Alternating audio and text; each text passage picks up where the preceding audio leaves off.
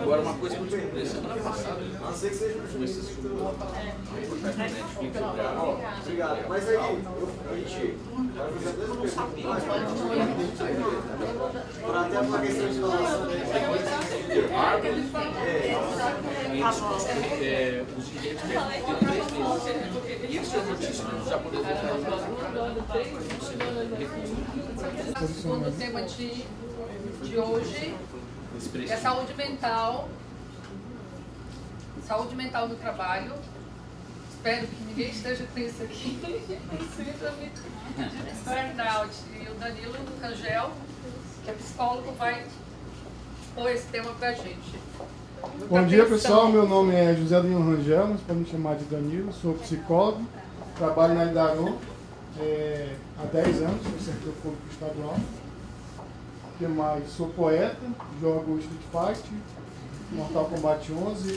Também joguei bastante, durante muito tempo, Call of Duty também. Se a gente falar de inovação, é importante saber que desenvolver várias habilidades é importante. E saiu novo agora. Vou começar. Alguém aqui detesta poesia?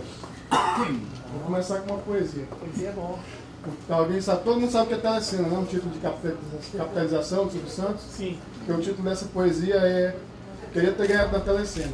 Não vou gravar porque já está tudo montado dos meninos jogando futebol. Só Free Fire que eu não jogo. Queria ter ganhado na telecena. Mas se eu tivesse ganhado na telecena, não teria lutado tanto. E sem tanta luta, não teria aprendido tanto. E sem tanta aprendizagem, não teria crescido tanto. Se eu tivesse ganhado na telecena, hoje eu não poderia me orgulhar de cada pequena coisa que conquistei ao custo de muito suor e sacrifício. Foram anos e anos de esforço ininterrupto, determinação total e uma perseverança quase insana. Queria ter ganhado na telecena. Obrigado.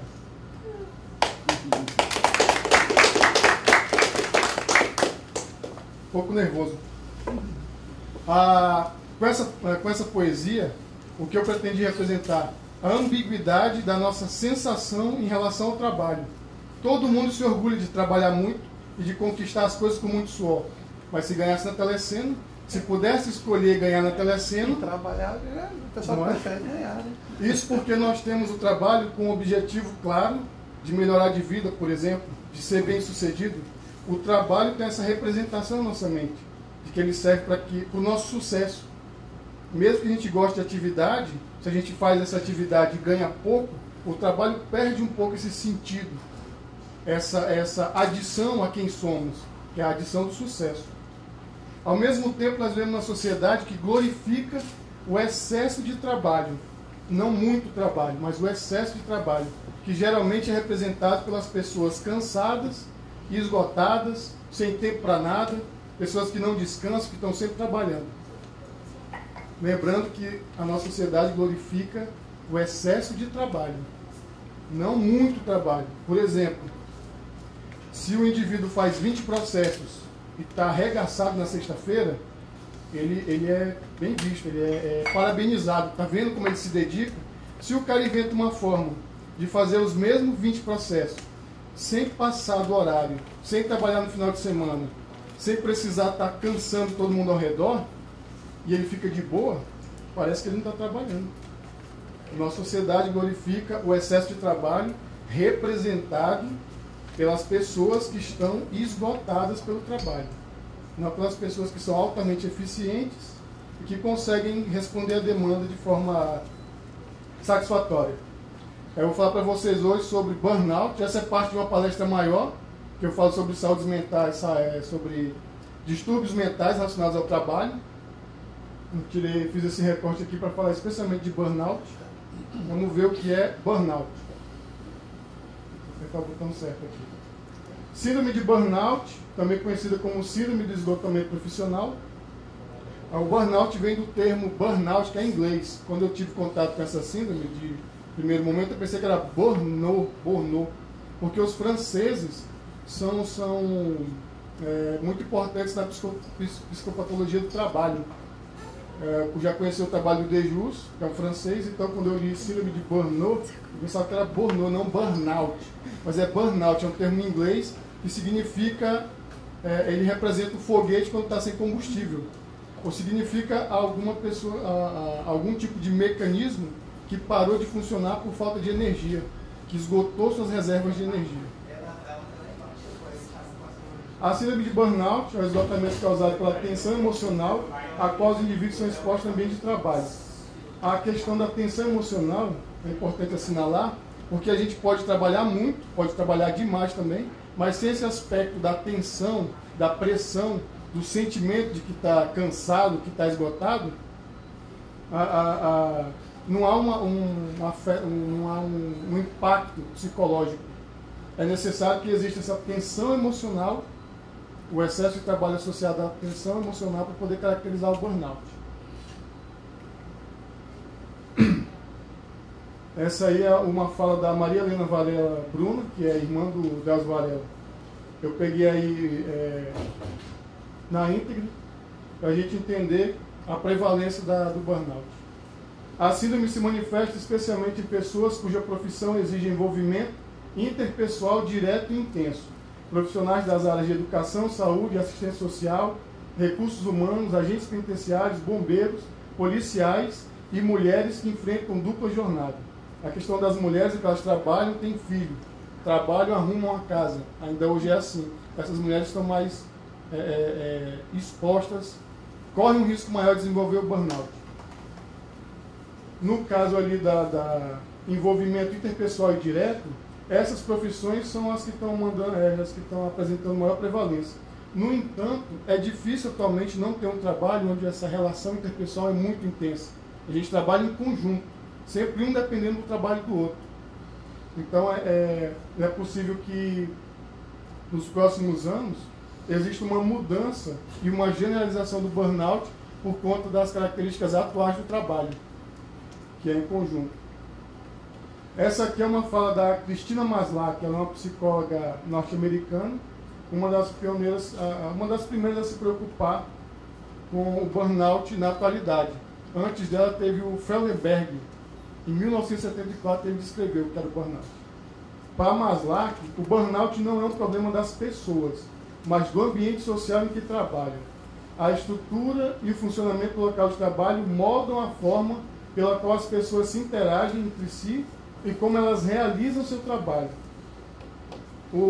Essa primeira fala é a respeito da normatização do trabalho. O trabalho, sempre que a gente chega no trabalho, a gente se depara com o quê? Com um conjunto de formas de comportamento.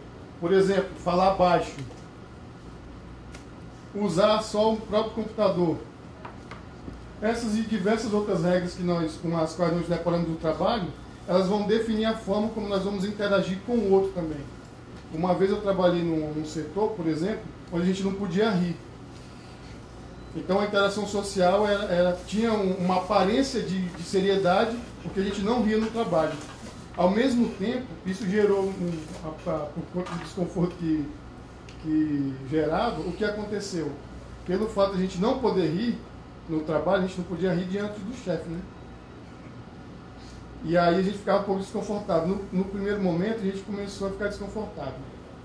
Mas depois, graças à criação e à inovação, nós desenvolvemos métodos para rir a despeito da ordem. O que acontecia? O chefe chegava, ficava mandando ordens, e a gente ficava lançando piadinhas, disfarçando ele de forma sutil, para tentar fazer o outro rir. Entendeu? E a gente ficava se controlando lá.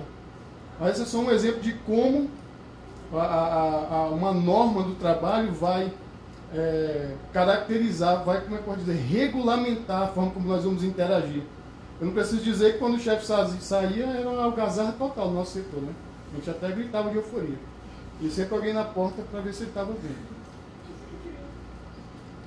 Quando esse local de trabalho não reconhece o lado humano do trabalho e as importantes incompatibilidades entre a natureza do trabalho e a natureza das pessoas, então haverá um maior risco de trabalho. Embora eu esteja nervoso agora, por uma série de motivos, o que acontece? Eu sou uma pessoa muito efusiva. gosto muito de estar contando piada todo o tempo. E também eu sou o tipo de pessoa que eu leio muito. Então eu sou o rei do papo aleatório, no trabalho principalmente. Estou trabalhando, não assisti o último filme aí do Scorsese, o irlandês? Porque é o Robert De Niro, não sei o quê. Eu leio até horóscopo. E aí eu vou comentando. Mistura os assuntos. Isso, eu vou comentando diversos. É azul. Olha aí. Eu vou. Isso ali, para ajudar. Eu gosto bastante de conversar. Minha mãe sofreu bastante, porque eu lia muita filosofia, e eu conversava com ela sobre filosofia, né? Sobre Sócrates, Platão e tal. Mas o que acontece? Quando o ambiente de trabalho ele tenta suprimir essa parte pessoal do trabalhador, aumenta o risco do burnout. Enquanto eu sou assim, extrovertido, existem pessoas que são como? Introvertidas. Se é uma obrigação que esse cara introvertido seja extrovertido, vai haver uma tensão. Vai haver uma obrigação em cima dele que não compete à pessoa dele. Talvez faça até parte do trabalho. Mas isso vai tirá-lo vai colocá-lo, na verdade, numa situação de tensão. Vamos dizer que a pessoa é introvertida e ela se torna vendedora. E precisa vender, mas ela não gosta nem de falar com as pessoas. Só a obrigação de falar com as pessoas pode ser pesada. No meu caso é o contrário. Quando eu tenho que estar trabalhando sem falar, sem rir, sem estar... Se comunicando, né? Exatamente, sem estar interagindo, fica... Outra coisa importante dessa fala é que a Maslow ela coloca o problema no ambiente social em que as pessoas trabalham. Repare, não é o trabalho. É o ambiente formado pelas pessoas. É a interação entre as pessoas, o modo como essa interação está acontecendo que vai afetar as pessoas. Então a fala do Johnny, né? O Sr. Johnny é perfeito. O trabalho não é ruim e nem bom. As pessoas que compõem que podem ser boas ou ruins. E a interação dessas pessoas é que vão comprometer a nossa saúde, que podem comprometer a nossa saúde. Mais para frente. Segundo a Maslow, o burnout é caracterizado por 3 elementos. A exaustão física e emocional. Mas aqui está só emocional porque a sensação é uma só. Você está cansado antes de se cansar. A despersonalização, você parece que não é mais você. Você se sente indiferente, você se desliga um pouco. E a baixa realização. Você trabalha, você sente que o seu trabalho não tem resultado, você não fica satisfeito com o seu trabalho. Por mais que você produza, por mais que você bata a meta, você está sempre insatisfeito com a quantidade que você está trabalhando, com a natureza do seu trabalho. Vamos ver cada um agora individualmente. Exaustão emocional, falta de energia associada ao sentimento de esgotamento físico e emocional. Isso aqui é interessante porque não é um cansaço de depois de trabalhar. Por exemplo, se nós trabalhamos o dia inteiro para responder uma demanda gigantesca, chegamos em casa cansados. Assistimos um filme, fazendo qualquer outra coisa, dormimos, no outro dia a gente está melhorzinho. No caso do burnout, não. O cansaço é persistente. Você não consegue descansar, você não consegue se distrair. Se uma pessoa pergunta para você como você está segunda de manhã, você está cansado. Na sexta à tarde, enquanto está todo mundo comemorando que vai embora, você não comemora, porque você vai estar cansado e você sabe que vai passar o fim de semana inteiro cansado também. A pessoa vai chamar você para um churrasco, entendeu? Toda atividade no burnout é considerada trabalho. A pessoa chama você para um churrasco, por exemplo. Aí você pensa, poxa, vou ter que tomar banho. É sério. Vou ter que me vestir. É uma espécie de uma depressão, né? Uma depressão, né? É parecido. Você está tão sobrecarregado de atividades que qualquer atividade parece que é um trabalho. Então a pessoa chama você para o churrasco e você pensa, poxa, começa a calcular assim, banho. Aí vou ter que me vestir. Tem que dirigir o carro até o local. O portão, o motor do portão está quebrado. Vou ter que abri-lo manualmente. O meu carro tinha que levar para a mecânica porque a marcha tal está ruim. Você pensa em todos os detalhes, você pensa o tanto que você vai ter que dirigir no sábado de manhã ou no sábado à tarde, não sei. Você pensa em quando chegar lá, poxa, quando eu chegar lá, eu vou ter que ficar de bom humor, interagindo com as pessoas. E aí depois tem a parte de comer, aí depois tem que voltar para casa. Esse é o esgotamento. Você até consegue cumprir essas atividades, mas vai estar sempre ali sentindo essa falta de vontade. Não é má vontade, é falta de vontade. Persistente. A despersonalização, distanciamento das relações pessoais e apresentação de indiferença. Tem outra coisa, que há uma mudança na personalidade da pessoa. Esse distanciamento acontece da seguinte forma. Coisas acontecem no setor e a pessoa diz, não é comigo, não estou nem aí, mesmo que seja com ela. Essa questão do distanciamento é que quando chega uma demanda grande, por exemplo, todo mundo se posiciona. Se, não vamos fazer isso, ou vamos fazer, vamos para cima. O outro fica, não, vamos ver então. É esse distanciamento que quer dizer. É como se ele não fizesse parte do grupo, né? É como se as coisas que impactam o grupo deixassem de impactá-lo. Nele, né? É porque ele está cansado de forma que nem reagir ele quer. Tem um exemplo, mas é factual. Uma vez eu fui fazer uma consulta, cheguei lá 2 horas, saí direto do trabalho para fazer essa consulta. Junto comigo chegaram vários idosos. Parece que eles combinaram um dia lá de se encontrar. Estava todo mundo lá. Todo mundo lá. E era por ordem de chegada, eu tinha chegado entre os primeiros, só que claro que a preferência era dos mais idosos.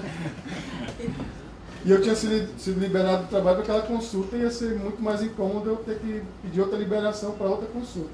Fiquei 5 horas esperando para ser consultado. Né? Acontece. Eu não podia ir para casa. Quando eu cheguei na frente da médica, a médica falou assim, o senhor está com depressão. Né? Eu estou com depressão, está com depressão. Mas baseado em que ela está falando isso? Porque o senhor ficou esperando esse tempo todo e nem se revolta, nem nada, nem reclama. Ela falou desse jeito. Eu falei, bom. Aí eu falei, não, mas é porque depois de 5 horas sentado ali, sem nada para fazer, não tenho nem essa disposição, estou juntando força para ir para casa. E o problema nem era, eu estava sentindo uma dor nas costas, nem era emocional. No caso do burnout, a pessoa tem essa indisposição até a se revoltar. Ela sente que até ela tem uma ideia assim, poxa, eu devia me posicionar aqui. Credo.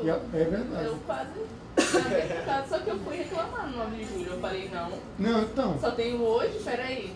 Como assim? O velho tem menos coisa pra fazer do que eu tenho que trabalhar, tenho que ir pra faculdade, passei na frente. Então, mas aí você sabe consegui, as 2 horas que eu esperei, consegui ler um livro de 200 páginas. Mas quando você reclamou, você gastou energia, né? Existem momentos em que a gente não tem essa energia para gastar. Entendeu? Eu já tinha passado da parte de reclamar. Até umas 3 horas, vai reclamar, hein? Depois daí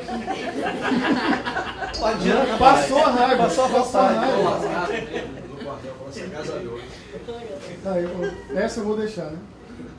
E ainda no quesito da despersonalização, o que acontece? A pessoa muda. Todo mundo ao redor percebe, a pessoa não. A pessoa às vezes é otimista, às vezes enfrenta o trabalho com alegria. Inclusive, às vezes, é uma pessoa que é um pouco esquisita, porque quando dão um trabalho para ela, fica feliz.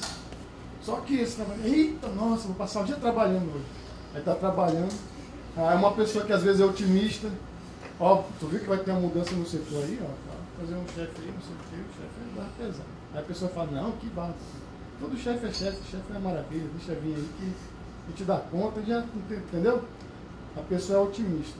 E aí, por causa do burnout, o que vai acontecendo? A pessoa se torna altamente pessimista.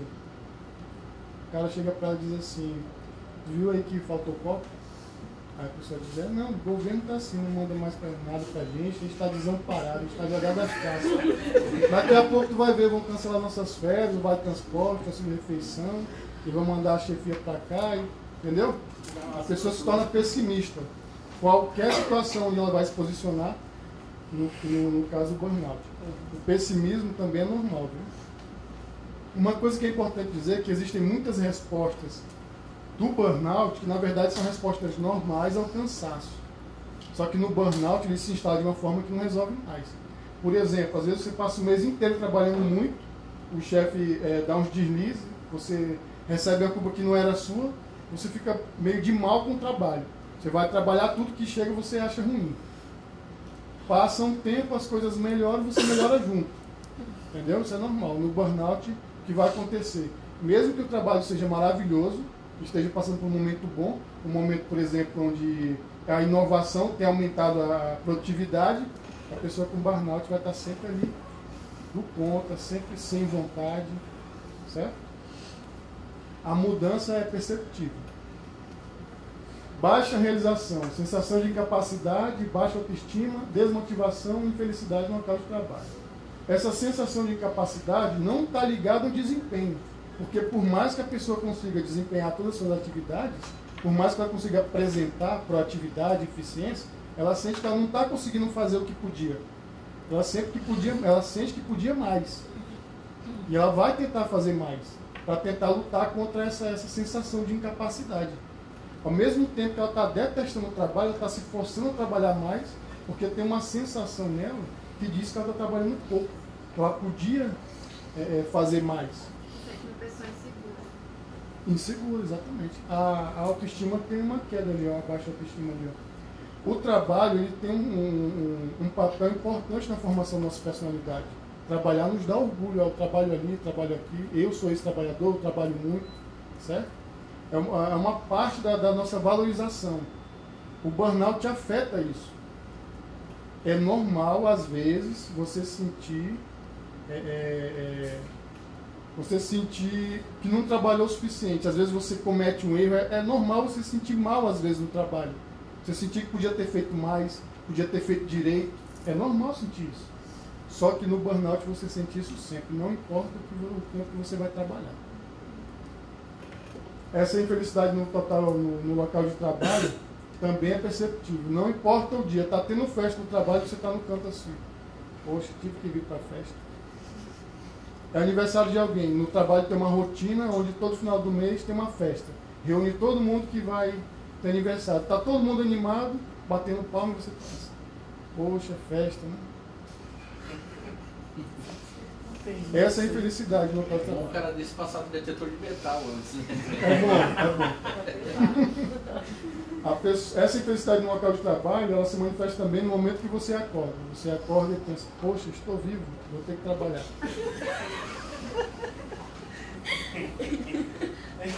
Parece absurdo, né? Mas isso acontece. Existem relatos desse tipo de acontecimento, da pessoa abrir os olhos de manhã, ver a luz do sol e, poxa, mais um dia de trabalho. Quando arrependido ter morrido quando dormia. Exatamente. Vários desses aspectos do burnout fazem com que ele seja confundido com a depressão. Só que na depressão, por exemplo, a ideação suicida pode ser persistente. Pode ser igual a sensação aqui essa sensação de incapacidade. Na depressão, a ideação suicida pode ser persistente também. A desmotivação na depressão, ela não está ligada exatamente ao trabalho. O burnout ele é caracterizado como uma doença ocupacional, tanto que existem quadros que são parecidos com burnout relativo ao estresse crônico, mas que atualmente o pessoal não está deixando rotular como burnout, para não descaracterizar o burnout como doença ocupacional, porque tudo tem a ver com o trabalho. Certo? No caso da depressão, por exemplo, existem outras situações que podem desencadeá-la, e a forma como o quadro clínico se formula também é diferente.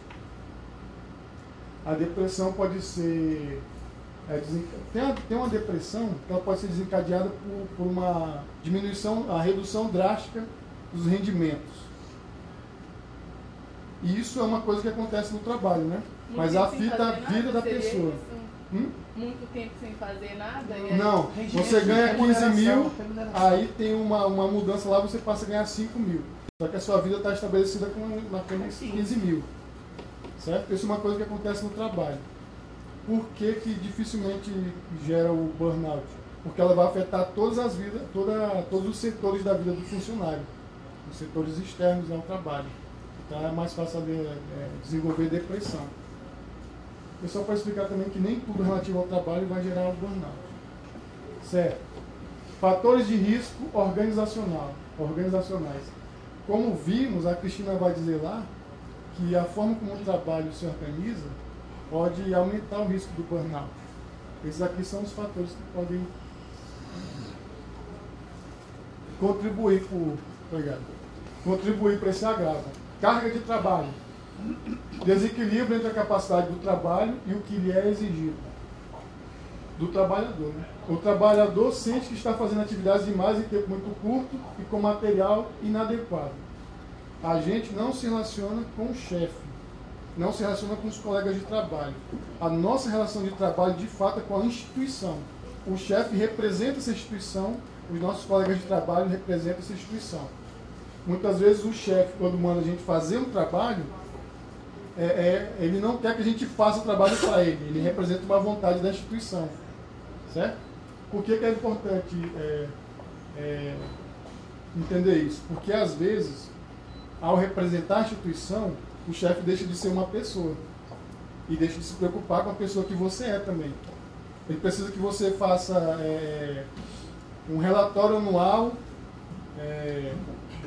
sobre os gastos do setor ali, certo? Como seu chefe, ele pode entender que você tem certas limitações, tem outros trabalhos, mas às vezes ele está apertado, a instituição cobra isso dele, vai cobrar isso de você. Isso é transferido para o trabalhador. Certo?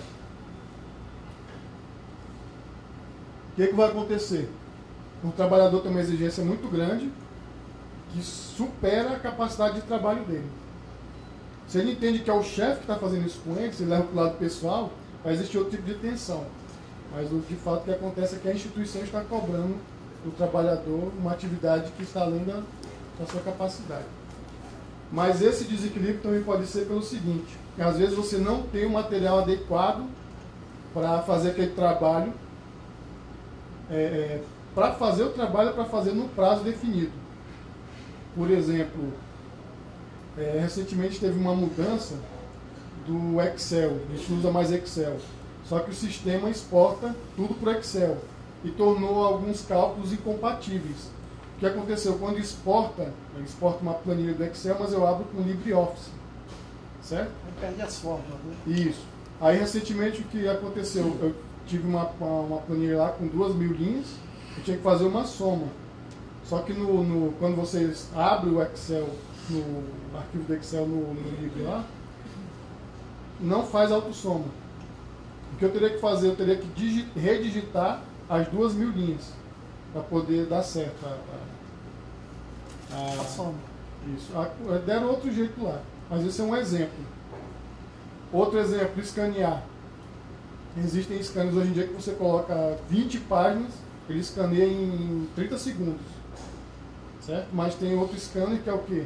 Que é uma impressora, né? Uma multifuncional, que você levanta a tampa, põe coloca baixa, fecha, aí levanta a tampa, bota o verso, entendeu?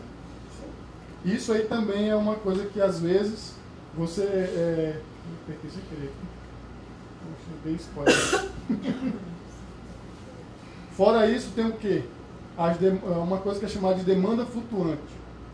Estou lá eu fazendo o meu scanner. Estou escaneando um processo com 300 páginas na impressora multifuncional. Aí chega um e diz, pega esse documento aqui e carimba aqui. Aí eu saio aqui, carimbo aqui. Volto para o scanner. Aí chega outro e diz, tem que assinar um processo lá no C, viu? Tem que dar ciente lá, tem que ler o memorando e tem que dar o ciente. Aí eu paro aqui e volto aqui de novo. Entendeu? O que vai acontecer? No final do dia, a minha atividade vai ter sido uma só, que é o scanner de 300 páginas. Eu ter escaneado 300 páginas. Né? Só que vai ter uma demanda interveniente que o pessoal nem vai saber que eu fiz, que vai estar me atrapalhando. Isso também pode ser essa carga de trabalho. Esse acréscimo da carga de trabalho pode estar além da minha capacidade, que eu já estou ocupado. Próximo. Recompensa. A ideação de não ser recompensado apropriadamente de acordo com o que produz. Certo. Isso aqui é interessante, porque tem uma parte que tem a ver com dinheiro. Você sente que está trabalhando muito, mas não está ganhando o suficiente. Certo? Especialmente quando tem uma previsão de aumento, isso aqui é muito intensificado. Quando estão julgando um aumento para a classe, seja qual for. E aí você percebe, nossa, eu vou ganhar R$400 a mais, R$1.000 a mais. Aí você de repente percebe que você vai ganhar aquele tanto que você já está fazendo. Passa um tempo, você começa a sentir que o que você está fazendo não vale o dinheiro que você está ganhando, porque eles não vão votar para ganhar mais. Essa simples sensação de que você está sendo mal recompensado pode comprometer a forma como você está se relacionando com a instituição. Pode você sentir raiva, pode fazer com que você se sinta decepcionado. A falta de reconhecimento é outro fator da parte da recompensa. Essa falta de reconhecimento não precisa ser no quesito pecúnia. Como que a falta de reconhecimento pode acontecer? Você se mata de trabalhar todo o tempo, você fica mais do que o horário normal. Em casa você dá andamento ao processo, você recebe ligação de trabalho na hora do almoço, você tenta resolver. E no dia que você precisa de uma folga, o chefe diz, poxa, hoje não vai dar, porque você não vai poder folgar hoje porque fulano já está de folga. Mas quem é fulano? Fulano é uma pessoa que é tão eficiente quanto você. O problema da falta de reconhecimento é porque o reconhecimento é subjetivo. E todo mundo acha que merece mais. Entendeu? Aí às vezes eu acho que mereço, às vezes o chefe está fazendo o que é justo, só que eu sinto que mereço mais. Então eu sinto que não estou sendo recompensado, não estou sendo reconhecido. Algumas atividades, por exemplo, para assistente de gestão, algumas atividades mais da base, assim, elas desaparecem na atividade fim. Isso faz com que muitos servidores experimentem essa falta de reconhecimento. Exatamente porque a atividade fim tem um reconhecimento. E agora aquela base ali não tem. Por exemplo, quando o processo passa, quando tem uma decisão no processo, dificilmente o pessoal vai aplaudir quem carimbou e paginou, né? E tem uma pessoa lá que é só para isso. Que vai paginar e que vai assinar uma por uma.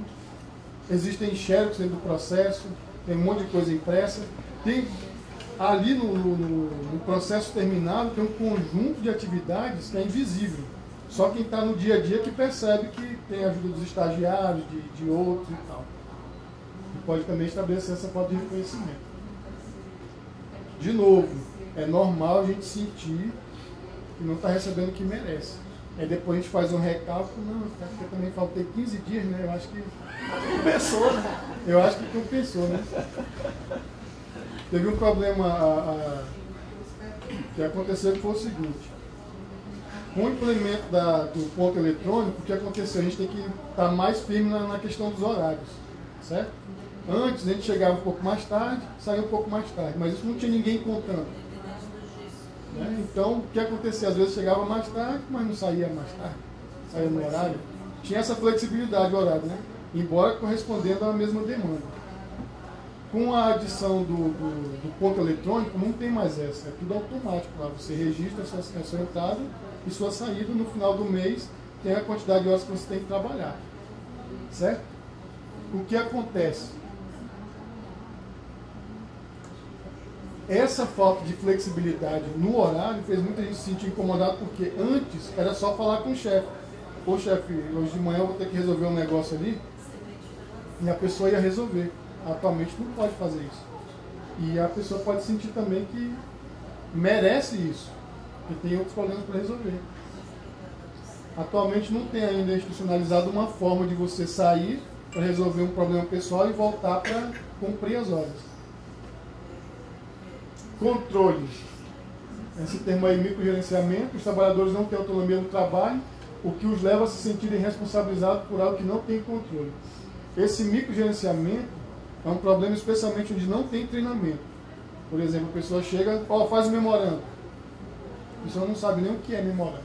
Aí chega lá o amigo, às vezes o chefe, o memorando é assim. Aí você escreve o nome aqui é o destino, aqui é o assunto, e a linguagem tem que ser essa, você coloca a data aqui é a assinatura.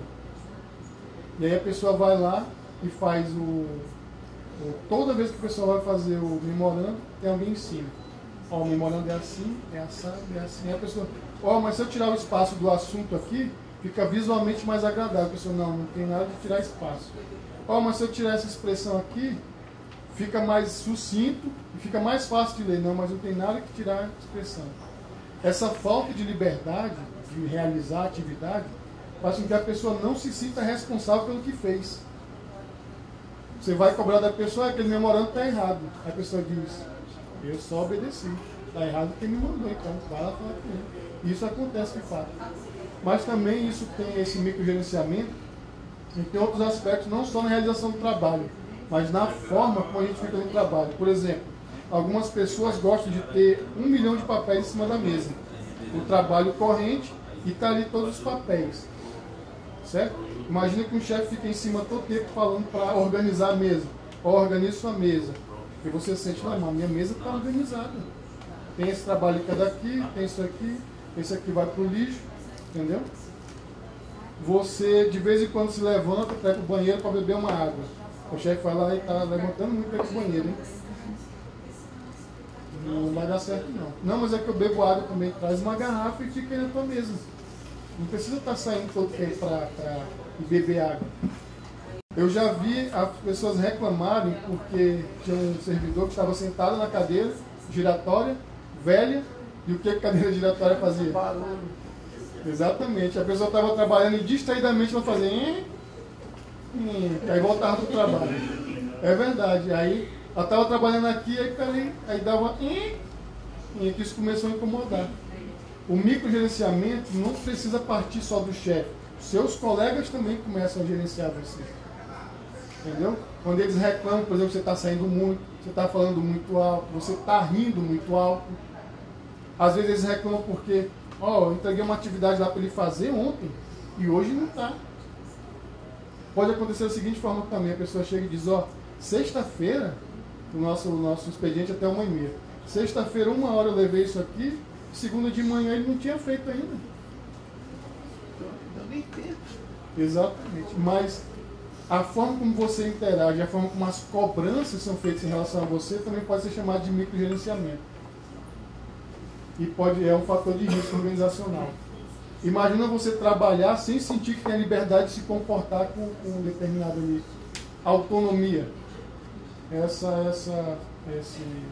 Esse controle tem essa relação com a autonomia. A gente sente que não pode fazer nada. Por exemplo, no exemplo que eu dei lá que não podia rir, o chefe que nós tínhamos era altamente rígido. Esse chefe tentou estabelecer uma rotina de ida ao banheiro. Você não podia ter a liberdade de escolher, poxa, eu vou ao banheiro agora. Não. Tinha uma quantidade e você tinha que avisar que ia ao banheiro. Eu tava lascado se fizesse isso aqui. É porque assim, tem pessoas que nascem para ser chefe, né? São moldadas para ser chefe. E aí tem aquelas que é o contrário, como o John falou, que é o que são moldadas para ser líder. Faz totalmente o contrário. A pessoa que tem um líder, ela produz mais e tem muito mais capacidade de trabalhar do que a pessoa do chefe ali que está ali o tempo todo em cima. A questão de ser chefe e ser líder tem uma diferença mesmo, mas o que acontece é que existem algumas pessoas que ganharam chefia por um motivo diferente da competência. Acontece isso. Aí você coloca essa pessoa para desempenhar um papel, o que essa pessoa tem que fazer? Se virar para desempenhar aquele papel. Nesse se virar, ela reconhece como ela está desamparada de treinamento, de conhecimento, ela vai entender que cada funcionário é o quê? Um recurso. Ou seja, o lado humano do funcionário é abandonado. Exatamente. Geralmente, esse chefe não aprendeu a ser chefe de um jeito ou de outro. Ele recebeu uma demanda e ele dá o jeito dele para responder aquela demanda. E geralmente tem um diretor em cima dele também. E às vezes esse diretor está na mesma posição que ele. Foi colocado ali sem treinamento e está ali para cumprir um papel. Entendeu? Aí isso acontece muitas vezes. No governo acontece bastante. E aí sobra pra gente. Muitas vezes, né? E aí, pelo contrário, também tem pessoas que pela competência, pelo conhecimento do trabalho, alcançam determinado cargo. Só que essa pessoa, um dos diferenciais, ela sabe do que a atividade precisa. Ela sabe a quantidade de trabalho que aquela atividade requer. Então, quando ela vai cobrar do funcionário, e ela sabe que o funcionário está fazendo determinada coisa, ela já tem uma ideia de como do que o funcionário precisa fazer. Entendeu? Muitas vezes ela já trabalhou naquela posição onde o funcionário está. Então ela já entende as peculiaridades daquele posto de trabalho. E aí já respeita um pouco mais. Às vezes também a pessoa é empática, às vezes tem outros treinamentos. Muita coisa interfere. Comunidade. Ruptura no senso de comunidade com os colegas de trabalho, produto de interações mal sucedidas e conflitos mal gerenciados. Estigmatização. Aqui, de novo, vamos falar em 2 momentos. Briguei com meu colega de trabalho. A gente era super amigo, mas brigamos. Só que o meu trabalho depende do dele, o trabalho dele depende do meu. E a gente fica nessa disputa assim. Mas a gente tem aniversário, não participa porque ele vai participar. Entendeu? Ao criar esses conflitos, a gente vai criando conflito também para o nosso setor. E aí a gente vai se afastando do nosso setor, a gente sente que não vai mais parte. Vamos dizer que eu sou novato, cheguei no trabalho agora, virei amigo desse cara, tive problema com ele, só que qual o problema? Esse cara é o amigão da galera. Eu não sou. Certo? As pessoas não precisam me excluir, eu vou me excluir. Eu vou começar a me afastar, vou começar a sentir que não tenho mais nada a ver com aquele meio de trabalho. Certo? Claro que vai ter alguns comportamentos que vão me ajudar, vão me levar a essa conclusão. E o problema da estigmatização é um recurso extraoficial que é muito utilizado para punir críticos, por exemplo. O problema é que a gente coloca o crítico, o questionador e o cara que está com uma vontade preguiçoso, tudo no mesmo coisa ali, ó. Como que é? Faria do mesmo saco. E rotula como um só. A gente nunca vai dizer que o preguiçoso é o crítico, o questionador. No mesmo nível, né? Isso, mas a gente vai dizer que o questionador é preguiçoso, ele não quer fazer. Chega uma demanda de trabalho. Aí você percebe, ó, esse trabalho é muito maior do que o nosso setor é capaz de suportar. Aceitar esse trabalho no momento, fala o questionador, vai nos atrapalhar, porque já não está dando conta do que faz. Aí a pessoa já levanta. Não, mas tu é sempre assim. Toda vez que chega um novo desafio, está chegando aí, e tu nem sabe o que é, tu é do contra. E já está do contra. Aí ele fala, mas o problema é exatamente esse. Nós não sabemos o que é. Não sabemos o tamanho da demanda. Não tem uma organização. Ele é jogado. Ele nivelado. Exato, por baixo. Tem um exemplo bom. Meu, quando eu cheguei lá para trabalhar, me colocaram para carregar peso lá. Eu estudei bastante, né? Eu fiz supletivo, eu tinha abandonado a escola e aí comecei a trabalhar como auxiliar geral de metalurgia. O Hulk trabalhava lá e achou muito cansativo, saiu, aí me colocaram no lugar. Com alguns meses de trabalho que eu percebi, não ia dar não. Eu pensei assim, para passar um ano não dá, para passar 10 anos não dá. Para envelhecer aqui não vou conseguir. Porque era um trabalho realmente, era bem recompensado, mas era muito pesado o trabalho. Aí eu pensei, poxa, sou tão inteligente, vou estudar. Fui estudar, fiz supletivo. E aí fiquei sabendo desse negócio de concurso, não sabia esse negócio de concurso, que fazia uma prova, passava, ganhava um emprego, achei uma maravilha. Falei, caramba, essa tecnologia já tem aqui. Essa tecnologia, eu morava lá no São Francisco, não no município, morava aqui no bairro, né? Só que abandonado da escola, não tinha contato com o pessoal que tinha interesse, né? Alguma coisa. Quando eu fiquei deslumbrado, quando eu fiquei sabendo que a pessoa fazia uma prova, passava e ganhava um emprego, eu quero isso para mim. Comecei a estudar, passei, e aí quando eu passei, o diretor lá me chamou e falou, ó, nós estamos aqui, eu só cheguei lá. Eu não xinguei a Mangueira, só cheguei lá. Ele falou, ó, nós estamos aqui, é para trabalhar, viu? Para trabalhar. E eu fiquei pensando, mas eu vim para trabalhar mesmo. Certinho, né? Não, ele falou em tom de ameaça. Eu falei, não, mas eu vim para trabalhar mesmo. Pensando, né? Ó, aqui não é preguiçoso não. E eu fiquei tentando entender o que ele estava me dizendo. Ele falou, não, porque tem gente que quando passa no concurso não trabalha mais. Eu falei, não conheço nem gente que passou no concurso. Aí me botaram trabalhar na almoxarifado. Passei um ano, pneu, mesa, e pensando, não foi por isso que eu, né? Então a mesma condição aqui, estava ganhando menos ainda. Aí carregava pneu, mesa, com as caixas. E como eu sou um pouco grande, na época era mais forte, né? Então, meu filho. É tu mesmo. Se eles tivessem a opção de substituir o caminhão por uma carroça e eu carregar, eles tinham feito isso. Aí eu comecei a ler umas leis, né? Aí eu descobri, ei, tem uma coisa errada aqui, eu não preciso fazer isso. E impliquei lá que o pessoal falou, não vou mais fazer isso. O que aconteceu? Eles não podiam me punir legalmente, né? Me estigmatizaram. Aí é preguiçoso, não quer fazer nada, não sei o quê, e bababá, quer só passear no trabalho. Entendeu? Mas isso aí é a questão da estigmatização. Já passei vários anos ainda assim, trabalhando muito. Eu fui estigmatizado de tal forma que eles me colocaram num setor lá como castigo, que é o setor que eu estou hoje. Eu não quer fazer nada, fica nesse setor que era um setor já apagado. Hoje em dia tem uma determinada importância. Mas até hoje, quando algumas pessoas escutam meu nome, pensam, mas nem trabalho. Eu fiz faculdade nesse clima, acredito, de a pessoa que não trabalha e não quer nada com nada, por causa da estigmatização. Certo? Eu tive muita sorte porque eu tive um suporte social muito bom. O pessoal lá do meu trabalho, tive muitos amigos, tenho muitos amigos, diretores com a sensibilidade de entender que não era bem assim. A administração mudou, trabalhei lá há 10 anos, então, ao longo desses 10 anos eu percebi como a administração mudou. A administração hoje em dia se preocupa com o servidor. Procura saber pelo menos o que está acontecendo com ele, né? Na época, não. Agora, algumas outras pessoas não têm essa sorte. Aí, o problema dessa estigmatização é o quê? Porque às vezes você quer ajudar o cara. Mas o que você escuta do cara? É preguiçoso, é vagabundo. Você que trabalha muito vai querer se misturar com a pessoa que não trabalha? Você que todo dia presta atenção na sua vida quando tem problema, vai se misturar com alguém que dá problema? Não vai.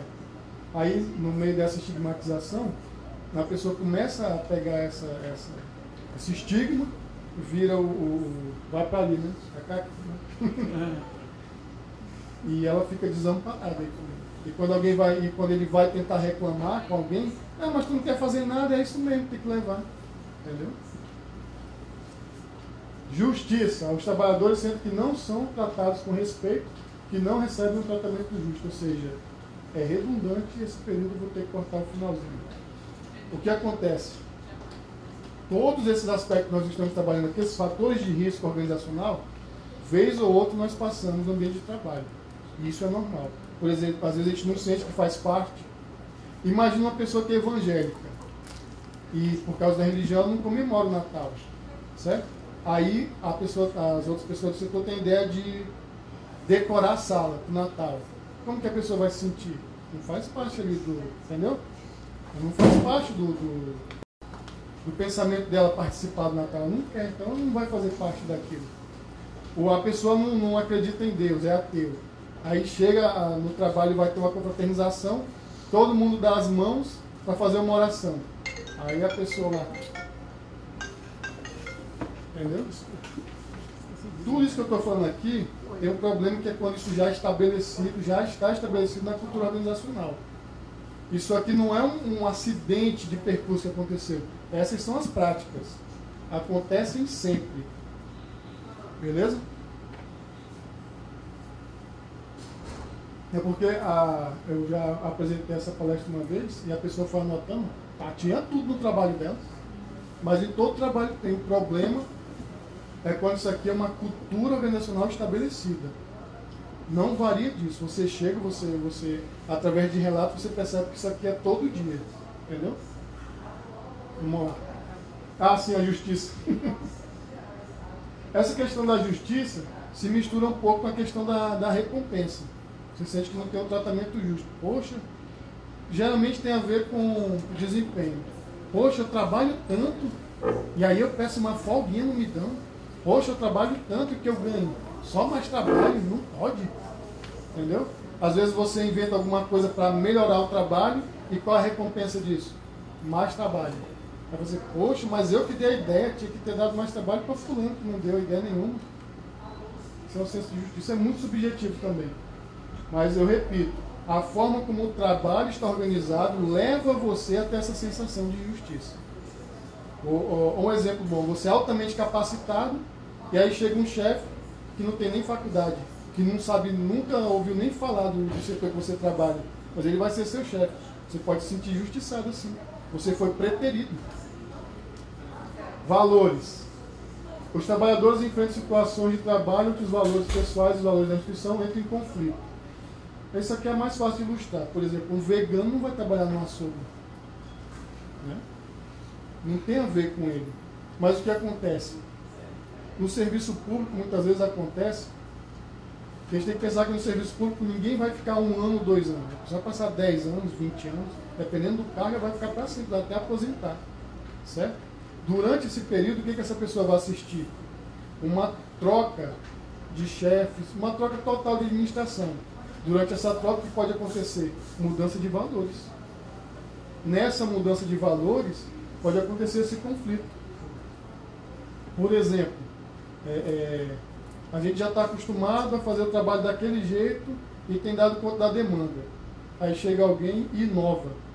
Alguém que tem outro pensamento. Pessoal, a gente vai fazer reuniões agora. Toda segunda-feira a gente vai fazer reunião para ver o que não está dando certo, vamos tentar melhorar. Aí você pensa, pô, mas já está bom, não precisa melhorar. Eu não, e agora vai ter o treinamento, vamos fazer isso, e agora todos os processos não vão ser mais no papel, vai ser tudo eletrônico. A pessoa, poxa, para que eletrônico? Certo? De um lado a gente tem uma pessoa que quer melhorar através da inovação, e do outro lado a gente tem o quê? Uma pessoa que já está ali, está feliz com o trabalho, está na zona de conforto. Esses valores são simples, mas esse conflito pode causar um grande desconforto na pessoa. Sintomas do burnout. A Maslach separa em 4 componentes. Atualmente, esses 2 últimos aqui, comportamentais e defensivos, foram inseridos num conjunto só. Mas eu preferi deixar do jeito que ela estabeleceu. Sintomas físicos: fadiga progressiva, distúrbio do sono, dores musculares, dores de cabeça, perturbações gastrointestinais, imunodeficiência, transtornos cardiovasculares, disfunções sexuais, distúrbios do sistema respiratório e alterações menstruais. Essa fadiga progressiva está sempre cansado, sempre mais cansado. Você nunca está disposto para nada. Distúrbio do sono pode acontecer de 2 formas. Você dorme muito, você não dorme nada. Ou você dorme tanto certo, mas está sempre com sono. De manhã com sono, de tarde com sono, à noite você vai dormir, não consegue dormir. Dores de cabeça frequentes. Geralmente o pessoal acha que é enxaqueca, é só estresse. Ela passa uma semana de férias, ela passa um mês de férias e não tem uma dor de cabeça. No primeiro dia que ela volta para o trabalho, à noite já está, a cabeça dela está estourando. Essas perturbações gastrointestinais, que é dores de barriga, né, frequentes, e sem causa, você muda a sua alimentação e não resolve. Imunodeficiência, que é uma coisa que a gente vê muito, o pessoal gripa muito, o pessoal está sempre meio febril, meio cansado. Esses transtornos cardiovasculares são palpitações, você sente o seu coração batendo muito. Até hipertensão também, é uma hipertensão periódica.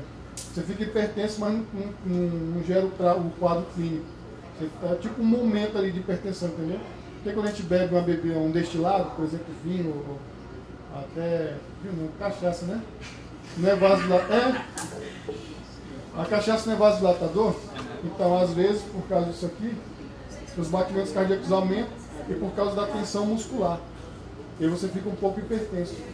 Você está estressado, está tenso, todos os vasos sanguíneos estão apertados, constritos, principalmente dos músculos, que é para manter você na ativa. Seu coração se esforça mais por isso, entendeu? E aí você vai medir a pressão, está lá nas alturas. Você pronto, poxa, eu tenho 25 anos, estou hipertenso. Não está hipertenso, é só a tensão relativa ao trabalho. As disfunções sexuais. Essa disfunção sexual ela pode se expressar de muitas formas. Da mesma forma como o churrasco é um trabalho, às vezes a atividade sexual é um trabalho também. A mulher chega para o cara, ou o cara chega para a mulher, ei, hoje, aí a pessoa fala, já é a segunda já? Poxa, tem como adiar não? A pessoa entende. Amanhã a gente faz 2 vezes, que aí já compensa de hoje. É verdade. Vira uma atividade, vira um trabalho. A pessoa pensa nisso como uma atividade. Esse distúrbio do sistema respiratório também está relacionado ao estresse. Como a gente está tenso, está com a respiração muito rápida, acontece de a gente não receber oxigênio suficiente, ou recebe muito, e aí a gente começa a ficar com a respiração irregular. Respira devagar ou fica respirando muito rápido. E às vezes a gente tem a sensação de sufoco também. Isso acontece porque a gente está respirando muito rápido, não tem oxigênio suficiente para suprir a necessidade dos músculos, e aí o sistema nervoso entra em pânico, e aí exige mais oxigênio, e você se sente sufocado. Alterações menstruais, tem mês que não vem, tem vezes que vem muito, às vezes vem 2 vezes no mês.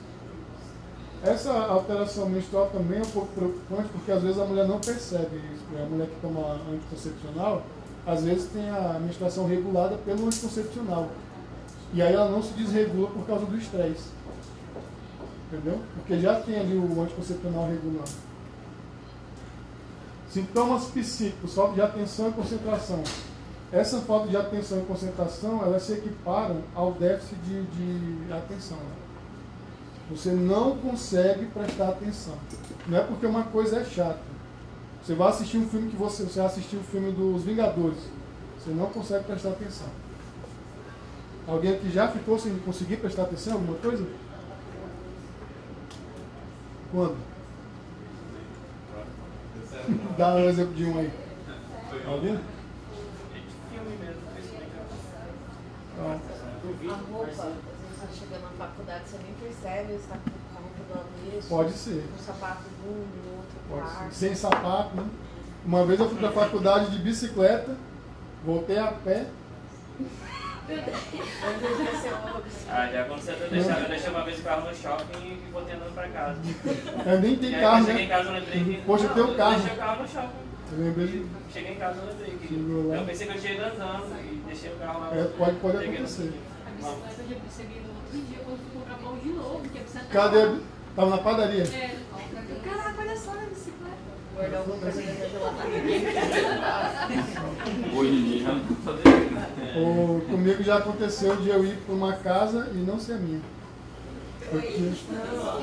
Eu tinha me mudado, eu tinha me mudado recentemente, estava morando em outro bairro até, saí do trabalho e vou para casa. Eu andava de bicicleta na época, cheguei lá na casa antiga lá, tá estranho, hein? Eu olhei pela janela, não são as minhas coisas não. Aí eu, moro em outra casa agora. Nesse nível a falta de atenção. A concentração às vezes é mais perceptível em pessoas que leem muito. A pessoa não consegue ler mais. A pessoa não consegue ler. Uma pessoa, por exemplo, a menina falou que leu o livro lá em 200 páginas, em 2 horas, fez a leitura dinâmica, não consegue mais. Você passa os olhos e sente desconforto. Essa dificuldade de concentração, inclusive, afeta até trabalhos manuais. Você está montando um quebra-cabeça, você está fazendo qualquer coisa, está trocando um pneu e você não consegue prestar atenção e se concentrar no que você está fazendo. Sua cabeça está todo o tempo tentando perder o foco.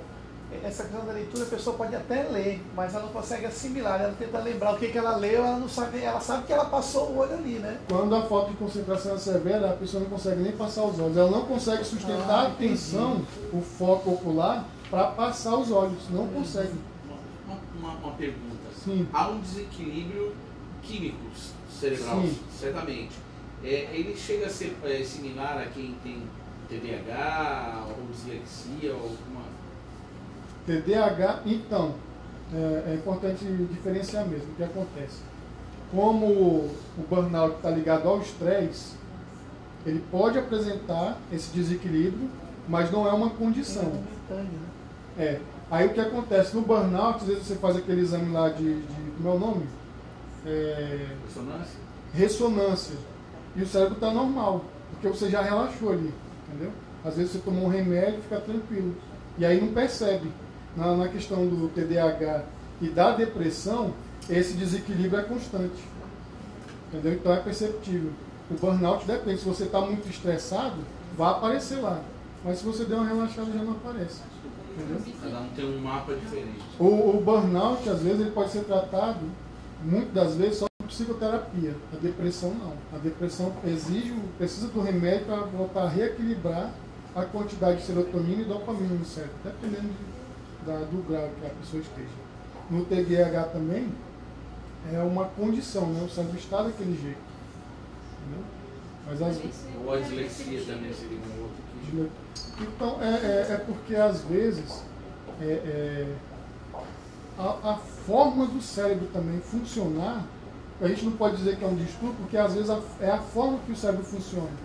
A forma do cérebro daquele indivíduo é aquela, entendeu? Então você trabalha para que essa pessoa tenha um desenvolvimento normal, mas você sabe que deslizou, ela está ali. Não tem aquele ator que fez o Agostinho, que é... Como é o nome dele? Não sei o que, Cardoso, né? Pedro Cardoso. Pedro Cardoso, ele tem dislexia.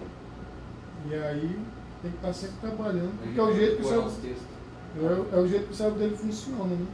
Entendeu? A gente até teve uma palestra sobre essa questão dos caminhos que a gente, as trilhas que a gente cria. Rotas neuronais, né? Que a gente cria para... Sim.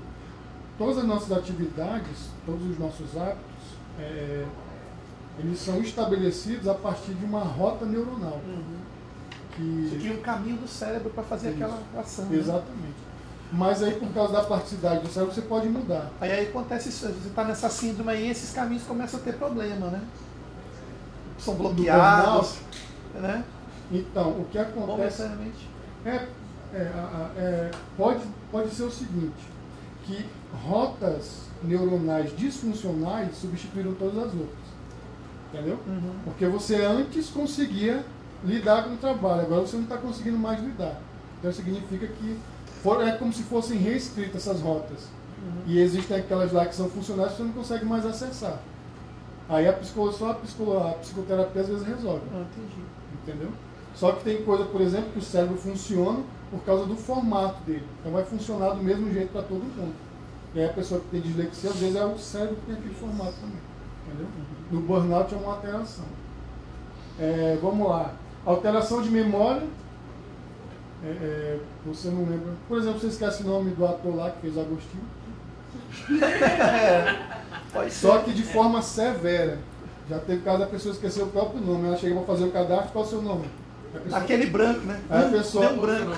É mesmo branco. Entendeu? Você chega para fazer um cadastro, qual é o seu nome? Peraí, qual que é mesmo meu nome? Mas esses dias eu estava lendo um artigo que eles estão fazendo estudos agora por conta desse sintoma da perda de memória recente. Tá crescendo demais essa perda de memória, só que eles estão querendo ligar a outros fenômenos, como burnout e tal. A alteração da memória. Não a... Nesse caso aqui a gente tem pelo menos dois modos de alteração da memória. Você não consegue lembrar de coisas que você sempre lembrou. Você não consegue. E também você tem dificuldade, por causa da falta de atenção e concentração, em conseguir novas informações. Porque você não está prestando atenção e se concentrando. Então a memória recente é comprometida por isso. Por causa da forma que o conteúdo é acessado. Você processa, também, que tem limite. Esse é o ponto do artigo. Que tem limite. Está aumentando muito. Exatamente. Ó, lentificação do pensamento, você vai fazer uma conta de matemática, fazer 3 vezes 6.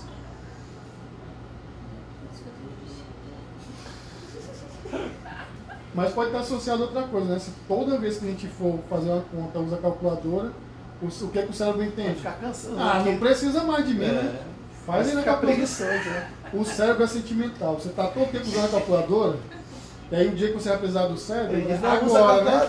Agora, né? Vai lá com a tua calculadora. Ela resolve.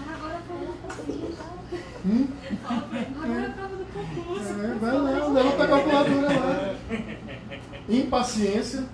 Essa impaciência, às vezes, é confundida com ansiedade.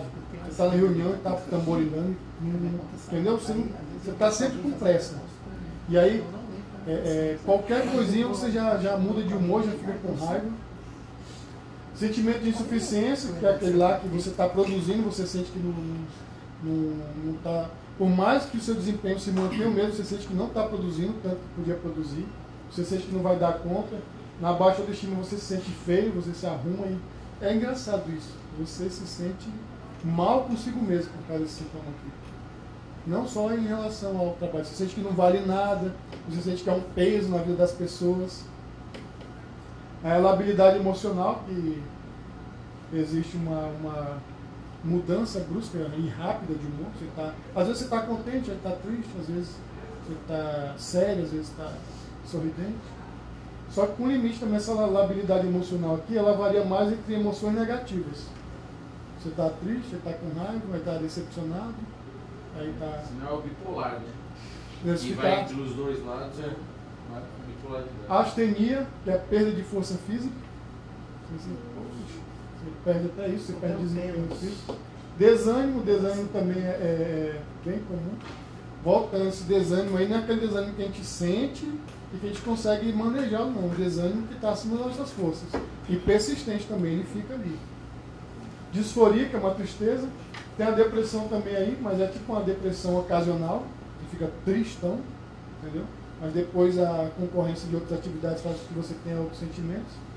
Desconfiança e paranoia. Essa desconfiança e paranoia elas trabalham um pouco juntos, mas é porque a desconfiança às vezes tem um pouquinho de fundamento, né? Você pensa, pô, será que o chefe vai me dar minha folga? Será que aquele fulano lá está me dedurando com o chefe? E a paranoia você acha que toda a instituição está organizada para acabar com a sua vida. É. O universo está conspirando contra. Contra você, exatamente. Vamos lá. Sintomas comportamentais, irritabilidade. E é importante frisar também que essa mudança é estereotípica. Às vezes a pessoa era calma, por causa disso ela fica irritada. E todas as pessoas com síndrome de burnout vão apresentar irritabilidade. Negligência, às vezes você nem toma banho para ir para o trabalho. Vou trabalhar hoje, tomo banho. Pô, mas para que tomar banho, né? Às vezes a pessoa vai com a roupa suja, não penteia o cabelo. É um ato de negação pensado, né? Tipo assim, você sabe que deve agir daquela forma, só quer agir com negligência, eu vou dizer, não vou fazer. Às vezes sim, às vezes você age com negligência para evitar o trabalho, mas às vezes é só que você vai se acostumando a deixar, e aí vira o seu hábito, entendeu? Ele não está ligado à preguiça, que a pessoa pode ser preguiçosa, mas tipo a uma perda de conexão. O que acontece é que quando a gente compara dois momentos da vida da pessoa, a gente percebe que antes ela dava atenção a esse comportamento e no momento atual não dá mais. Então, ela foi perdendo. Já estava, né? Às vezes quando a gente faz pesquisa já sabe, né? exatamente. Exatamente, é um processo. Agressividade, isso aí também é simples de perceber. O chefe fala assim, fulano, fala, o que é? Colega de trabalho também. Essa negligência, inclusive, ela se percebe também de acordo com alguns comportamentos. Você não tem mais alguns cuidados, por exemplo, você atende o telefone, oi, bom dia, fulano e tal. Entendeu? A negligência representa aí também. Você atende o telefone assim, fala. No trabalho. Né? Incapacidade de relaxar, você não relaxa nunca. Por mais que você tente relaxar, você não consegue. Ou vou assistir um filme. Aí não funciona. Perda de iniciativa. Dificuldade de adaptação. Às vezes a pessoa é mudada de setor, pô, tá dando um problema aqui, vai para outro setor, vai, a pessoa... Bem rapaz, né? Pior que não conhece pessoas, fica mais difícil de manejar a situação. Aumenta o consumo de substâncias, nem todas lícitas, e comportamento de alto risco de suicídio. A pessoa começa a dirigir em alta velocidade, começa a apresentar vários comportamentos que apresentam a se suicidar. Sintomas defensivos, tendência ao isolamento, né? Tem a ver lá com a comunidade, sentimento de onipotência. Esse sentimento de onipotência é passageiro também, a pessoa sente que pode tudo, ela tem parece que é para contrariar a baixa autoestima, ela se sente super capaz de tudo. Perda do interesse pelo trabalho, absenteísmo, que é falta, ironia e ceticismo. Olha só que ironia e ceticismo aparecem aqui como sintomas. A pessoa não era irônica e cética, mas ela começa a ser irônica, fica com gracinha e fica duvidando de tudo. E também tem a novidade ali que é o presenteísmo, né? Que a pessoa está lá no trabalho, está sentadinha no canto dela, e está olhando um Rondônia ao vivo, um Rondônia agora, está procurando um filme para ver, está ouvindo uma música. Tá só com o corpo presente ali, mas a cabeça não está, né? Mas quando tu passa, tu tem a sensação de que ele está trabalhando. Como diferenciar isso hoje, do pessoal ficar muito no WhatsApp, rede social, trabalhando ao mesmo tempo? Tem como diferenciar pelo seguinte: a pessoa que está ficando muito no WhatsApp para jogar a conversa fora, por exemplo, está muito na internet, você consegue manejar. Você vai lá, vamos fazer assim, você diz assim, 10h30 é a hora do WhatsApp. Todo mundo vai usar o WhatsApp 10h30. Mas antes disso, não. A gente vai fazer isso e isso e aquilo. A pessoa consegue chegar lá e vai ficar sem WhatsApp. Até essa hora. Você consegue manejar ainda. Quando a pessoa já está dentro do quadro, ela não consegue manejar porque ela não consegue. Ela vai tentar, aí você dá uma volta. Entendeu? Ela não consegue. É que nem quando está no trânsito com o WhatsApp. Está dirigindo, sabe que não pode, mas o WhatsApp está ali. Mas aí também é intencional. Fecha. Mas é intencional, né? Você consegue manejar o tanto que você vai usar o WhatsApp. Quando você está com o burnout, não dá, você não consegue. Igual como diferenciar o preguiçoso da pessoa que está em processo de adoecimento. Às vezes não dá também, depende da forma como a instituição vê. Quem é o preguiçoso e quem é o adoecido. Às vezes você motiva o preguiçoso e faz. Às vezes. É. E o adoecido não. Mas se você você pune com a estigmatização, você nunca vai saber quem está adoecido. Entendeu? Acontece muitas vezes da administração mudar inteira e a pessoa chega já encontra uma cultura problemática. E aí só leva adiante. E aí não tem como diferenciar. Entendeu? Tratamento, psicoterapia, primeiro diagnóstico, né? Psicólogo, psiquiatra. Vai fazer o diagnóstico, você vai fazer alguns exames, alguns testes lá, a pessoa vai perguntar bastante sobre a sua vida e sobre a sua vida no trabalho. Tem lá um teste baseado na escala Likert, que é concordo, discordo, concordo completamente, discordo. Vai de concordo plenamente a discordo plenamente. Mudanças de hábito no trabalho. Mudanças no trabalho, né? Às vezes muda de setor, mas não ajuda. Às vezes você tem que mudar a gerência da pessoa, a forma como você age com a pessoa. E mudança de hábito. Mudou ali os medicamentos, né? Tem medicamentos lá. Esse medicamento é o psiquiatra. De início, só o psicólogo. Dependendo de como a pessoa está comprometida, ela procura o psicólogo. O psicólogo que encaminha para o psiquiatra, né? Se porque ele tivesse algum... porque o psiquiatra vai dar um remédio para regular o sono, regular o apetite, regular os humores. O psicólogo não passa remédio. Aí o psicólogo diz assim, vai se tratar ali com outro doido ali, o psiquiatra. Tem que ficar os dois. Doidos. Quando o caso é muito grave, tem que ser os dois. Uhum. E fora o comprometimento das pessoas que estão ao redor do doente também. Tá. Agora vamos falar de saúde. Saúde é o estado de completo bem-estar físico, mental e social, não meramente a ausência de doença. Isso é a Organização Mundial de Saúde. Saúde é um estado completo de bem-estar físico, mental e social. Então, além de buscar evitar a doença, a gente deve buscar ter saúde. Saúde mental é o equilíbrio da personalidade em sua globalidade biopsicossocial, também da Organização Mundial. Esse equilíbrio não é total, né? Esse equilíbrio é dinâmico. As demandas vão vindo e a gente vai tentando se virar. Práticas preventivas. Inclusive, tem uma coisa que quando eu comecei a fazer essa palestra na escola do governo, o pessoal pensava que eu estava indo contramão, porque está todo mundo fazendo motivação, coeficiência, não sei o quê, seja mais, trabalhe mais. Mas não é verdade. Quando você começa a exigir muito das pessoas e exigir muito das organizações, você precisa ter cuidado com as pessoas de quem você está exigindo. Então isso aqui é como se fosse uma coisa necessária que deve acontecer em paralelo. Ao mesmo tempo que você está exigindo mais, você está cuidando mais também. Aí é interessante essa parte aí que eu vejo, que muitas vezes a questão da chefia, né? A chefia não tem essa percepção. Igual você falou da falta de preparo, muitas vezes da chefia. A chefia ela quer resolver o problema, às vezes, de um funcionário da forma dela. Sim. Então, se ele não está correspondendo o que ele está, troca. Só que se trocar não é o problema. Aí, qual seria o primeiro passo? Primeiro, antes dele trocar aquele profissional que é da equipe dele, ver o que está acontecendo. O tribunal é cheio de... Tem psicólogo, tem psiquiatra, encaminha o cara para o serviço médico. Aí, dependendo de um parecer de uma pessoa profissional que vai subsidiar uma decisão dela, aí sim uma realocação profissional, colocar a pessoa no setor. Não, estou falando assim, né? Mas subsidia uma ação da chefia em si. Por isso que é importante informar, porque existe a chefia que é muito cética referente à psicologia. Sim. Não, isso aí é frescura. Todo mundo está trabalhando bem, só ele que está doente. Isso é preguiça. Entendeu? Então, além de ter um trabalho com a pessoa, tem que ter um trabalho com o chefe também. Porque às vezes ele tem a sensibilidade. Ele também precisa. Mas o psicólogo lá vai identificar também isso, né? A questão de trabalhar, não é só o problema, ele vai ver que não é só o chefe em relação ao servidor também. Sim, muitas vezes sim. Por isso procura ajuda profissional. Geralmente o pessoal coloca isso aqui no final. Só que não, você já está sentindo que o trabalho está comprometendo sua qualidade de vida, você vai no psicólogo, às vezes não é nada. Mas só o fato dele informar você onde você pode estar se arriscando e o que você pode evitar já ajuda muito. Não deixar para ir quando já está no pendura já. Quando a ambulância tem que buscar você em casa. Ouça os amigos e parentes. Um amigo disse, está muito irritado. Ele falou, cala a boca. Irritado o quê? Sou calmo pra caramba. Aí o parente diz, a mulher diz, pô, tá muito impaciente. Que impaciente o quê? Não sabe de nada.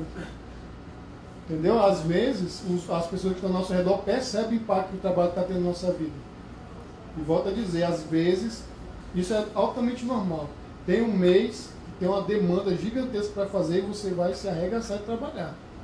E no outro mês você já dá uma variada, já, entendeu? O problema é que o trabalho virou sua vida. E sua vida está comprometida. Exercícios físicos. Atualmente tem acontecido a combinação de psicoterapia, a terapia medicamentosa, que é a psiquiatria, e exercício físico. O pessoal está recomendando exercício físico como método terapêutico. Porque, né, corpo são, mente sã. Caminhar 30 minutos, 3 vezes por semana, ajuda a regular, por exemplo, a quantidade de endorfina no cérebro. 30 minutos. Algumas pesquisas já estão indicando o melhor tratamento atual para o Alzheimer e exercício físico. Também, porque mexe com a bioquímica do cérebro. Só que também tem um exercício, né? Se você vai se tornar halterofilista, também vai ajudar pouco. Porque você vai ter o trabalho e a dedicação total, né? Aí você vai focar numa coisa e tal. Né? Exatamente. Pode ser problemático. Cuide da sua alimentação, isso é coisa que todo mundo sabe, né? No serviço público a gente come muito salgadinho e refrigerante. Come isso até 2 horas, depois não tem fome, mas não quero almoçar hoje não. Às vezes não come, por causa do trabalho também. E é importante cuidar da alimentação. Né? Sempre é importante. Tem uma relação também entre a forma como a gente se alimenta e o estado cerebral. Durma bem. Também é outra coisa importante. Geralmente o estresse não deixa a gente dormir. Então muita atenção. A gente dorme, uma pessoa que dorme 8 horas por noite para ficar bem, aí passa a dormir 6 horas, vai passar mal. Geralmente o que acontece, que perturba muito o sono, é a pessoa que trabalha durante o dia e faz faculdade à noite. E aí dorme mesmo, se joga na cama e já tem que se arrancar de lá para voltar à rotina. Respeite os seus limites. Ó. Saber o tanto que eu aguento de trabalho a mais é uma coisa importante. Também que o chefe saiba disso. E as pessoas ao seu redor também. Você saber que você está até aqui que você consegue ser eficiente, produtivo, né? E daqui para ali você precisa dar uma descansada. É importante também. Pausa. Durante o trabalho é importante pausar. Tem um estudo que diz que a cada meia hora de tela precisa de 10 minutos. A gente dificilmente tem esses 10 minutos, né? Mas pelo menos dá uma desviada de olho assim, ó, e ajuda um pouco. Às vezes deixa de olhar para o monitor, olha para o papel, já ajuda também. Às vezes olha para o colega assim, se não tiver brigado, né? Entenda o seu trabalho. O significado do seu trabalho é importante. Vocês já assistiram Tempos Modernos com Charlie Chaplin, que tem um trabalhinho lá que é só isso aqui? Então, se você trabalha assim, você não sabe nem para quê, a sua subjetividade vai ser afetada. O trabalho precisa ter um sentido. Você precisa entender o que você está fazendo ali. Separe o trabalho da vida pessoal. Esse é um desafio do nosso tempo. Com o advento da internet, celular, e a gente podendo trabalhar em casa por causa do SEI e outros mecanismos, mas é importante, viu? Ó, às vezes, você se compromete com o seu chefe, ó, esse fim de semana eu vou fazer isso. Isso é ótimo. Mas quando isso se torna sua obrigação, é um problema. Você não tem momento para você. Entendeu? Sua família, né? Às vezes a gente é chato, como a pessoa diz, ó, eu trabalho até 1h30. Depois eu não trabalho mais. Só que se você não negocia isso com o seu chefe, parece que você não vai cooperar com ele, né? Então, às vezes, você ficar um pouco mais, ou às vezes até fazer um trabalho é bom para você também. Quando isso se torna sua obrigação e é exigido de você como obrigação, aí é um problema. É interessante essa frase aí que eu lembrei essa semana, teve um colega que falou assim, pô, bicho, eu não gosto de encontrar com fulano não sei aonde aí, porque a gente chega, cara, só vai falar do trabalho. Pô, não pode se encontrar na rua, o cara vem falar do trabalho. Mas eles trabalham no mesmo lugar? Você trabalha no mesmo canto. pessoal fala muito sobre futebol também, né? Aí eu não torço, eu fico só, é mesmo, né? Tu viu aí o Flamengão aí, Libertadores? Vi. Aí tá só puxando o assunto, é melhor do que clima, né? O pessoal tá quente hoje, né? Tá frio hoje, né? Conversa com o elevador. Organize as atividades do dia. Organizar a atividade é bom sempre. Você tem uma demanda para responder ao mês, no final do mês, organize. No final do dia, organize. Saber o que você já tem ali, um conhecimento que você vai enfrentar já é interessante já. Como eu trabalho com atividades com a demanda flutuante, como eu falei, intermitente, eu faço um plano e de acordo com o que vai acontecendo, eu anoto também. Se aparecer agora, eu vou fazer agora. Aí eu faço depois, entendeu? Tem que ter essa flexibilidade também. Mas ajuda a saber o que a gente já vai esperar. Evite o álcool. Tá tão boa a palestra Logo em dezembro, você vai agora, né? Então, tem que evitar o álcool. Mas na hora de ativar o modo, fazer a posição. Então, mas esse evite o álcool é o seguinte: ninguém precisa parar de beber. Ninguém. O que acontece? O aumento do estresse e a planificação do estresse faz com que as pessoas procuram meios rápidos de relaxar. E aí começam a beber. Todo fim de semana, aí torna dependente, às vezes toda noite. Eu li que o vinhozinho, uma taça de vinho toda noite é ótimo. A pessoa toma uma garrafa todo dia, né? Todo dia, né? Passa um tempo, a pessoa só consegue relaxar quando está um pouco ébria. Isso é muito negativo, porque é igual dor na coluna. Dói a coluna, toma analgésico. Dói a coluna, toma analgésico. E aí você trava, no analgésico não vai resolver, né? Aí você tem uma hérnia de disco. O que podia ter acontecido? Você sentiu a dor, podia ter procurado um ortopedista, e já podia ter evitado até ainda. O negócio lá acontece da mesma forma. Está muito estressado? Bebe. Estressou de novo? Bebe. Aí para aguentar outro dia. Não, então. É evitar o álcool como uma fuga. É o seguinte, o álcool não é um método terapêutico, não é. Então, só o álcool, né? Não, mas na verdade entra na questão da alimentação também, né? Também, altera também. Altera também. Evite o álcool, sempre que puder. Evite usar o álcool como medicamento, né? Para relaxar, alguma coisa assim. Não se automedique, isso aqui também é importante. Problema de sono. Tem um amigo que tem um remédio ali que é bom só para dormir. Aí a pessoa pega um remédio emprestado para dormir. Um amigo ali tem um remédio que é bom só para atenção. É o Gardenal. Tem um monte de concurseiro usando o que? Ritalina, para aumentar o desempenho. Só que acontece, se você usa um mês e passa num concurso é uma coisa. Mas se você passa um ano usando, por exemplo. Estudando, pois é. Não se automedicar é importante também. E obrigado.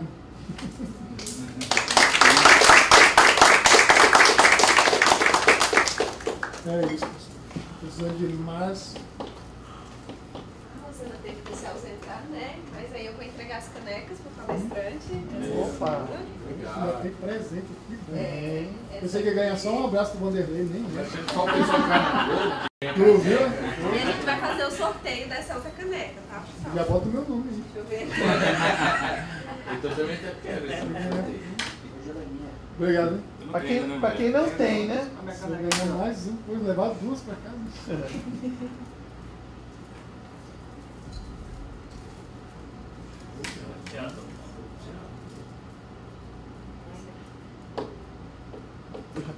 Pois é, o Estado ainda está engateando ali na questão da saúde mental. Quem não tem, né? Quem não tem. Quem não tem, né? Você já tem, né? Você tem? 1, 2, 3, 4, tem? 5, 6, tu tem? Não. 6, 7, tá? Isso aqui não é minha, não. Você tem? Pegar aqui. Não. Foi numerado errado. Peraí, repete. Que ele não tem também. Não tem. Pulou ele. Tu não tem. Qual foi o último número lá? 7. Então era 8. Era 8, tá? era 8, pronto. Não. Vai ser o 3. Vai dar o 4. É o 3. Se sair o 2, tem que fazer de novo, hein? É o 3. Sim. Tecnologia. Esse sorteador é viciado. quero agradecer, pessoal, por mais esse café com inovação. Obrigado. Terminamos o ano aqui, tá bom? Muito obrigada. Tchau. Valeu. Ainda tem café, tá? Vamos tomar. Aqui, ó.